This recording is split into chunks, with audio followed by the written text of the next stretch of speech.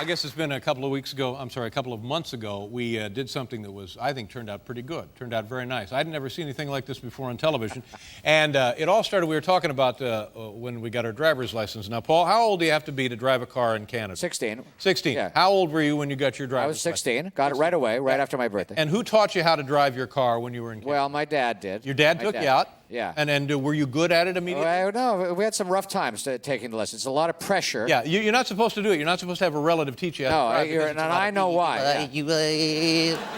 Yeah, that's a lot of that. A lot of anger, a lot of contention. So it's tough, yeah. It's a lot high pressure situation. You never took any driver's ed or anything? No, just my dad teaching me. I passed the exam right away. So did you get a learner's permit? Yeah, you got a learner's permit for it. You don't have to do anything to get that. Right. I don't think. Yeah, but in Canada, the winters are so long that you probably didn't really get out on the road till when? Well, that's the thing, you know. Yeah. It's dark 24 hours a day, so, you know, as far as night driving. Paul Schaefer. We got a lot of practice at night driving. So, little known fact, Paul Schaefer was raised by Huskies above the Arctic Circle. Way up, yeah, way up. Paul actually lived above the Arctic Circle. Yeah. Land of the midnight sun. Where it's cold 25 months a year. Right. Well, where I went to school in Indianapolis, Indiana, you get to be like 15 years old, and then you sign up for driver's ed. Oh, you're kidding. High school. 15. 15. 15, yeah. No, I know, 15.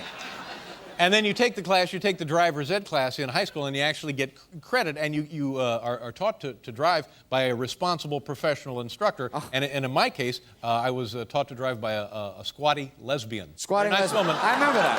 Huh? I remember that fact. Right. Yeah, you mentioned that last time. But squatting lesbian taught you how to drive. She was an excellent driver. Yeah, I'm sure. An excellent driver, and because of the great tutelage, the mentoring I received from her, I consider myself today to be a very good driver. I'm sure you're a good driver. Yeah. I won't kid you. I have been cited.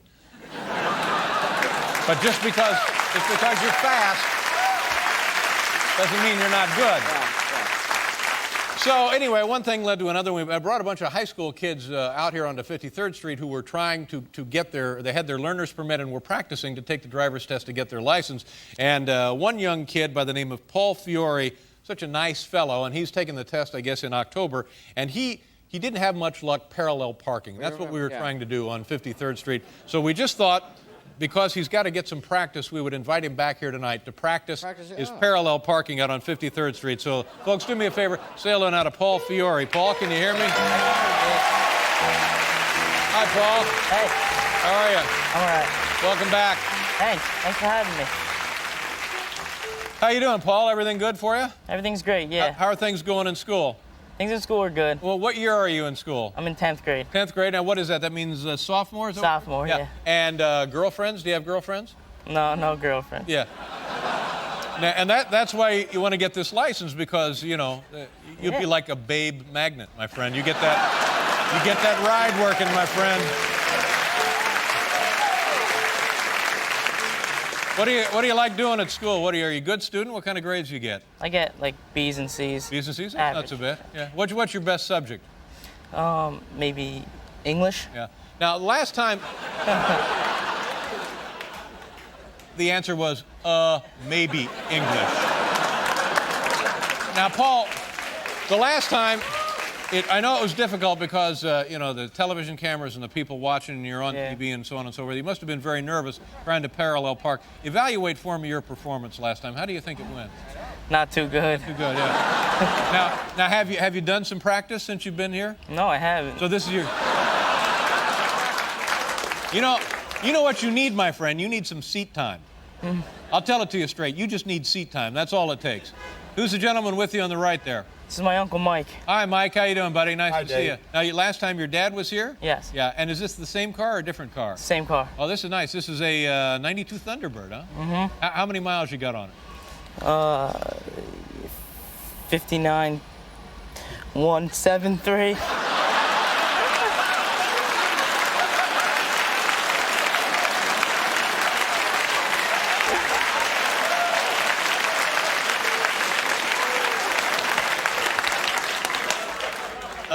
Maybe not math. Yeah.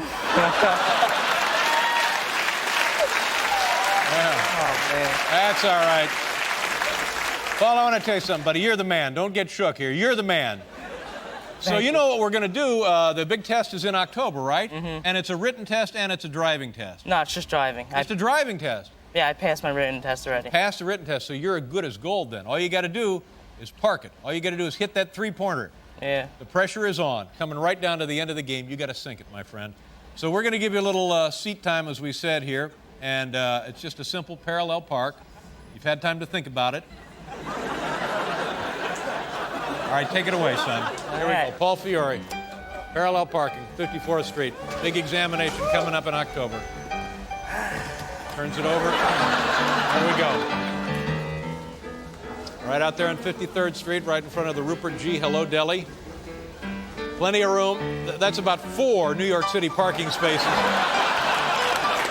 You could put one of those Carnival cruise ships in that space. I can tell you now, the audience doesn't like what they see here. Wait a minute. Wait a minute.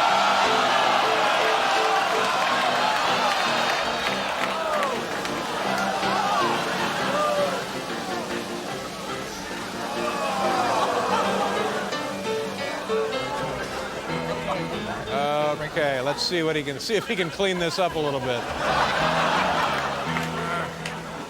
Power steering is now making this noise.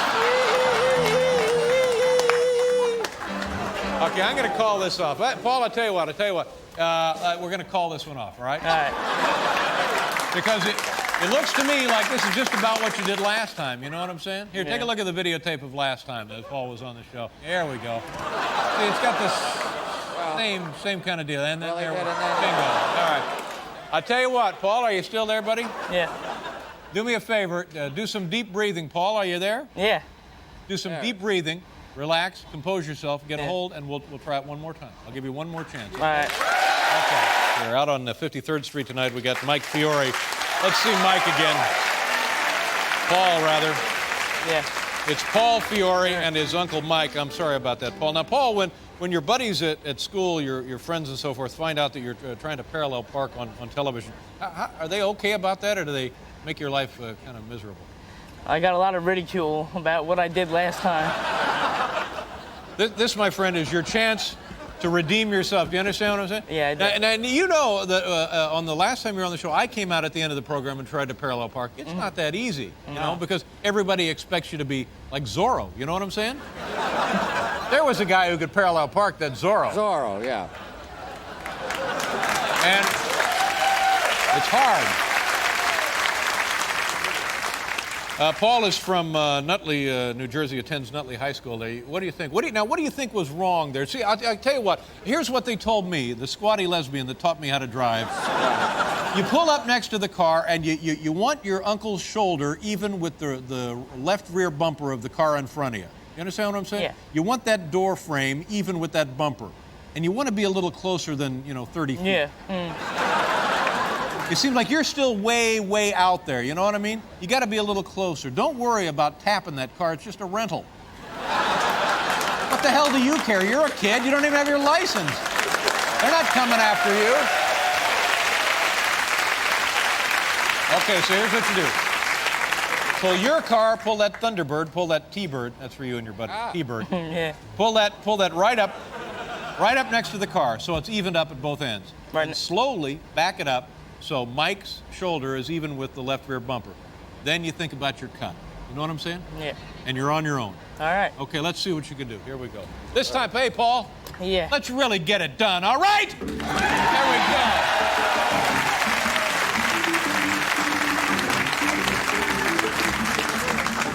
Watch your back up. Yeah, you want to be a little closer. I think you want to be a little closer. You want to be a little closer. You want to be a little closer. Got it? Got it?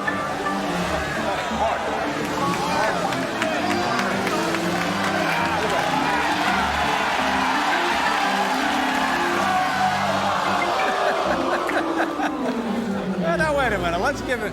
You still got a shot. Clean it up. See what you can do here. Clean it up. Here. The other way. There you go. That's all right. We could. Yeah, there's Mike.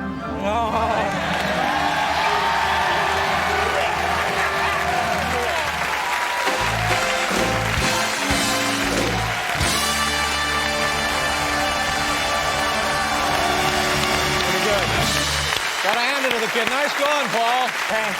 Nice job. As far as I'm concerned, you can drive home, my friend. You got the license. Nice going. Thank you, Mike. Thanks for coming over to help out. Mike, Paul Fiore.